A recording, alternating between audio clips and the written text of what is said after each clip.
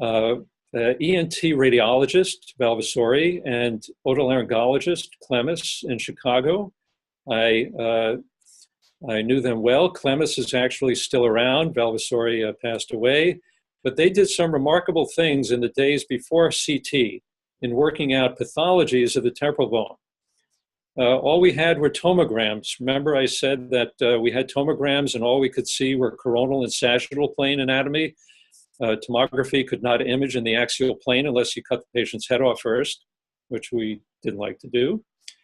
And they worked out an entity which is called the large vestibular aqueduct syndrome, or LVAS. This is associated with sudden hearing loss. It may be progressive hearing loss. A sudden hearing loss may follow a traumatic episode. And when we follow it on CT, we're primarily trying to measure the halfway point between its posterior and anterior-most aspects. And the syndrome is defined as having a vestibular aqueduct with a diameter greater than 1.5 millimeters at its midpoint. In some cases, it's so large, it may be up to 8 millimeters. Average in these patients is 3.7.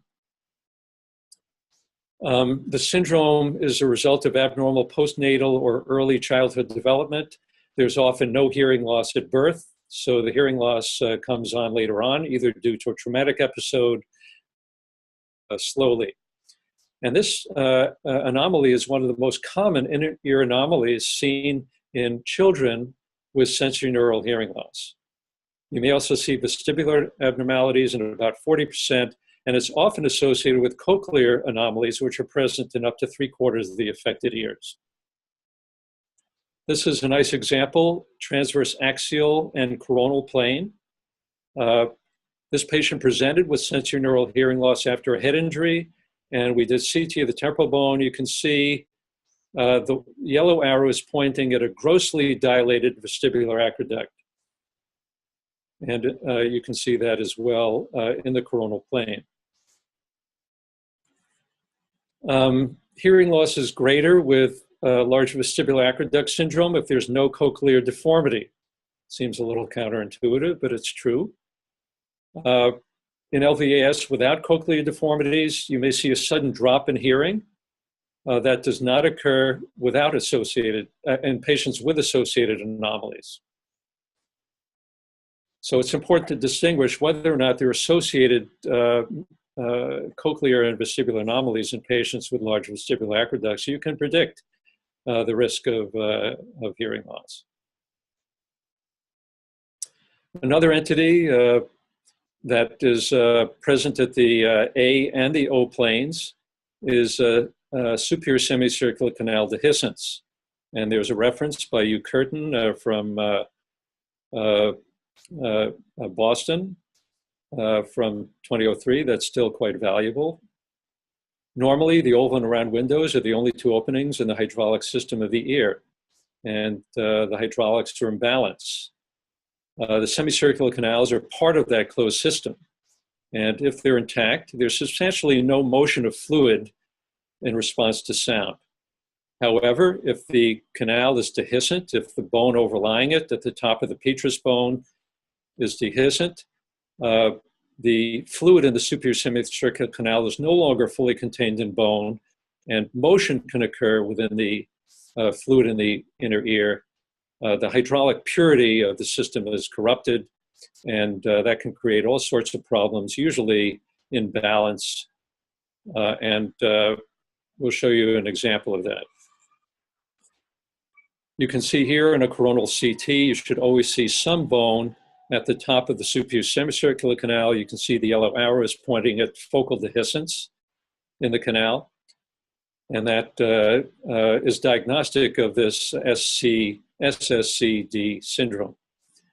Clinically, you may see not only vertigo, but eye motion with sound and pressure stimuli, so-called Tullio's phenomenon, which isn't specific, but it's often associated with this syndrome. CT studies may be done in coronal and axial plane. The coronal plane is often all you need, but you can also do reformats from thin section axial scans in planes that are 45-degree angles to the coronal and sagittal plane in Stender's and Poschel projections. Treatment may require a craniotomy with plugging of the defect in the top of the bone. This is something that you can also look for on MR. And we don't do MR primarily to look for this, but we do very high resolution constructive interference in the steady state T2-weighted imaging routinely when we look, for example, for vestibular tumors using temporal bone MR. And you can beautifully see the fluid signal in the superior semicircular canal. And I've picked up at least 3 cases of dehiscence in patients who are actually being scanned for vestibular tumors, not for Tullio's phenomena. And in this case, you can see the superior semicircular canal beautifully on a sagittal view here, on the coronal view, and you should see dark bone above the top of the semicircular canal. Labyrinthitis is another condition that we often scan patients for with temporal bone MR, particularly.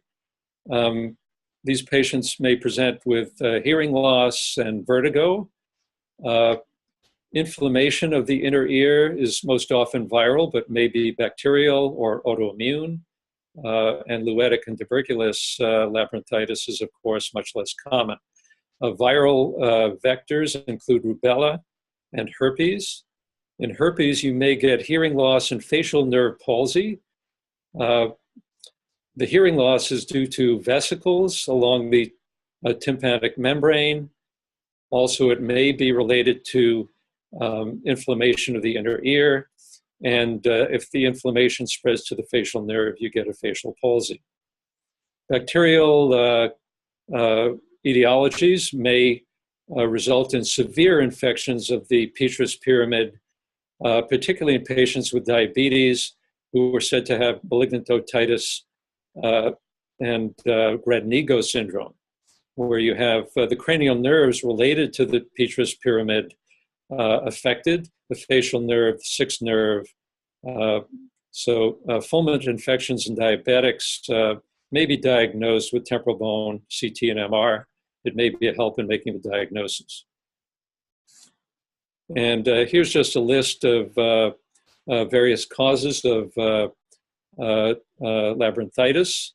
Acute toxic labyrinthitis is generally viral in etiology. Suppurative labyrinthitis, often bacterial, and chronic inflammation may be due to cholesteatoma that secondarily becomes infected. Just an example on T1-weighted MR studies. You can see that the normal internal auditory canal on a T1 image is dark, CSF is dark, and so is the fluid in the cochlea and the vestibule. On the abnormal side, there's abnormal enhancement in the fundus of the internal canal, and the whole vestibule is lit up very bright, as is the cochlea on the axial view. So this is a case of acute viral labyrinthitis with inflammatory enhancement in the inner ear. Ultimately, labyrinthitis may burn out. The inflammation goes away, but bony reaction may obliterate the inner ear structures that are affected. So instead of looking for enhancement on the T1 MR, and this is a post-contrast scan, what we notice is we don't see the normal gray signal that we associate with fluid in the cochlea and vestibule. And if you look on the T2 image, we see the normal bright fluid in the cochlea, vestibule, and canals, but we see nothing on the left. That is a clue, and it's hard to see what isn't there. But what isn't there is the normal fluid in the inner ear, and you have to think, gee, it must be obliterated. And sure enough, the CT scan shows complete ossification of the cochlea, and this is called labyrinthitis ossificans. So we can see early and late stages of labyrinthitis inflammation on CT and MR. Now, the internal auditory canal is present at the level of the oval window, and we've already talked about the division of the IAC. This is a cutaway diagram just showing that the facial nerve is in the anterior superior compartment of the internal canal. a diagram showing the three-dimensional winding of the facial nerve through the temporal bone. And just to reiterate, it's always worth repeating, even though we've talked about its course, that the facial nerve comes in the anterior superior division of the internal canal, turns forward and back, the upside down V, if you will. The geniculate ganglion here, the greater superficial petrosal nerve going forward, the afferent and efferent limbs, the snake eyes and the coronal temporal bone CT is what contains these parts of the facial nerve, and then the facial nerve, the tympanic segment, coursing between the lateral semicircular canal and the stapes and oval window. This part of the facial nerve may or may not be covered by bone. We may or may not see bone covering it, therefore, on coronal CT. And then the facial nerve goes all the way back to the posterior hypotympanum. It takes a turn down and goes out the stylomastoid foramen into the parotid gland. Just axial CT showing the normal anatomy, the fallopian segment, the geniculate. Here we do see the tympanic segment covered by bone, and the facial nerve going further back where it enters the posterior, the bone at the back of the hypotympanum. In this area, the facial nerve actually lies next to the stapedius muscle. So there are actually two soft tissue structures at the posterior hypotympanum in this area and here. And then finally, you need to pick out the temporal segment going down, straight down. So you're going to see it cut in cross section here, surrounded by aerated mastoid air cells. The only thing that's not aerated here is the facial nerve. And here's a diagrammatic representation. This is a pathologic specimen in axial plane showing the posterior hypotympanum and the facial nerve here and the stapedius muscle. They're right next to each other. The stapedius muscle goes forward and inserts into the stapes. The facial nerve just keeps going down below the plane of this section. And here you can see that. So here's the facial nerve entering the posterior, the bone at the back of the posterior hypotympanum next to the stapedius muscle. And this is this section right here that you see going straight up and down.